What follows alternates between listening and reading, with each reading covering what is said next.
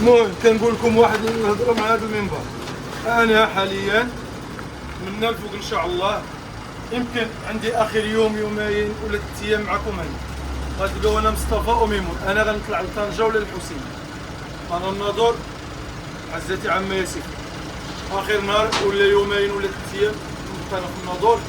غنتحول نمشي لطنجه ولا نمشي الحسيمه ولا ندير اي حاجه. الا بقيت انا في الناظور المهم انا نستمر كاع من هذه التجاره هذه. كيفاش انا بالنسبه لي انا بزاف الناس كيقولوا لك لا بقى مع فيصل حنا معاك الاخر، ولكن انا هزت واحد القرار بالنسبه لي. انا ماشي زعما من وقع لنا هذا الشيء ولا شي حاجه، صافي الخبز بالنسبه لي انا في الناظور تسالى ليا، فهمتي؟ كنهضر عليه سواء بالنسبه لي انا يمكن ان شاء الله نطلع لطنجه ولا نطلع للحسيمه ولا نمشي للرباط ولا لدار البيضاء ولا لنزكان اكادير.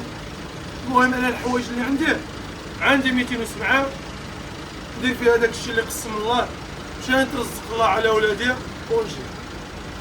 هذا هو القرار اللي عندي معكم هنا. عاود علاش بزاف الناس كيشدوني كيقول لك لا بقى مع فيصل، راه عطيتي حاجه زوينه لبلادك.